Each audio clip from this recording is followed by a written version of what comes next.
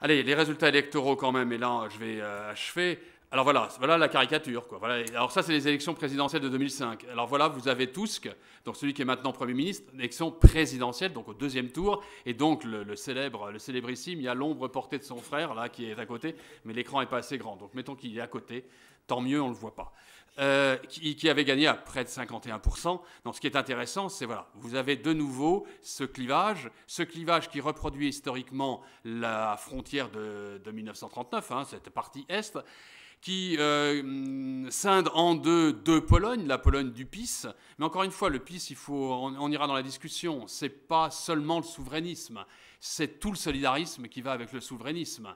C'est tout, effectivement, la défense des catégories perdantes, et il y en a eu beaucoup de perdants parmi effectivement les non qualifiés, parmi les mal dotés en éducation, parmi les mal dotés tout court, parmi ceux qui n'ont pas tiré leur épingle du jeu dans les décennies précédentes et qui ne pouvaient pas convertir leurs sources, comme on dit après 90, qui étaient dans les territoires, etc. Je l'ai dit, ceux-là ont voté massivement effectivement pour celui-ci qui avait un discours, bon alors maintenant on pourra rentrer dans la discussion, vous le connaissez aussi bien que moi, populiste, eurosceptique, tout ce qu'on veut, mais encore une fois avec une très forte base. Et j'y vais tout de suite à 2007, qui n'a pas perdu sa base, qui a perdu le pouvoir au niveau du gouvernement, mais qui n'a pas perdu sa base, qui a gagné en voix. Mais on y reviendra. Et lui, qui est effectivement le représentant d'une droite libérale, beaucoup plus pro-européenne, beaucoup plus effectivement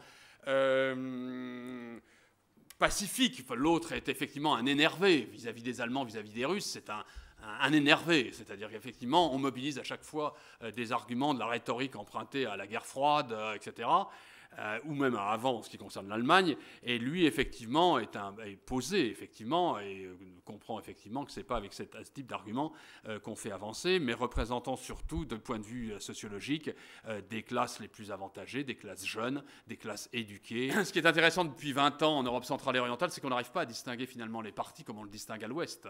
On ne le distingue pas finalement à partir des clivages d'intérêts qui permettent de fonder une opposition quand même assez nette entre gauche et droite. Depuis 20 ans en Europe centrale et orientale, c'est pas ça. Finalement, on se positionne idéologiquement, soit par rapport à l'avant, soit par rapport à l'après. À l'avant, c'est-à-dire pro-anti-communiste, et avec tout le débat sur l'illustration. À l'après, soit marché, soit État, et surtout pro-européen, anti. D'accord ? Et c'est ça la ligne, etc.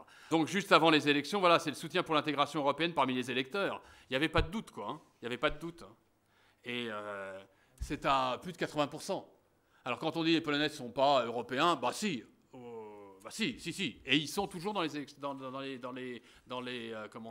sondages, toujours ceux qui sont en faveur de l'Union européenne. Ah, une Union européenne effectivement tout à fait particulière, celle qui est du grand marché. Et je conclurai dessus d'ailleurs. Voilà, les élections européennes de 2009, celles qui viennent de se dérouler. Alors évidemment, toujours 24% de participation, 25%. Hein. Je crois que les derniers chiffres corrigés a donné 27%. C'est effectivement pas fameux. Oh, on peut se consoler en disant que c'est mieux qu'en 2004, c'était 20%. Hein. Donc c'est un peu mieux. Mais ce qui est quand même plus étonnant, c'est que le parti au pouvoir, et ça c'est assez rare, en France ça l'était aussi, mais l'a emporté quand même largement à 45%. Comme vous savez, la Pologne présidera l'Union européenne, en 2011. On l'attend, en tout cas moi je l'attends. Ce sera probablement une très grande présidence. En tous les cas, ils prennent extrêmement ça au sérieux. Ils ont déjà dégagé un budget hier assez conséquent, 500 millions d'euros. Ils ont mis en place une équipe, ils ont rameuté les experts européens et tout ça se met en ordre. Le mot d'ordre, c'est libération du marché. C'est-à-dire libération du marché, c'est-à-dire on arrête avec les aides publiques, on arrête avec le discours sarkozyste. Et donc là, ça va être assez intéressant de suivre. Enfin, c'est dans 2 ans, donc on a le temps de voir, l'eau a le temps de couler. Mais d'ores et déjà, dans la presse, on avance la coalition, pardon, pas GB, je modifierai. Hein. GB, évidemment, Grande-Bretagne et Pays du Nord, contre Allemagne, France, Italie. Alors je vous rappelle quand même que derrière ça, ce sera le point 3, je ne l'ai pas marqué, c'est effectivement, s'ouvre désormais la question du budget. La présidence polonaise va être concomitante de l'ouverture de la discussion du budget, que ce budget est à 1,24, comme vous le savez, du PIB, que la dernière commission demandait 1,27%, elle a réussi à sauver 1,24%, qu'une grande partie réclamait que ne soit pas dépassé le 1%, qui était derrière le 1%, qui a dit d'ailleurs qu'elle ne dépassera plus désormais cette fois-ci le 1%, qu'elle s'attachera à ce qu'on réduise la dépense. Grande-Bretagne, Nord et Allemagne. Donc maintenant, je crois que la scène va s'ouvrir. Merci.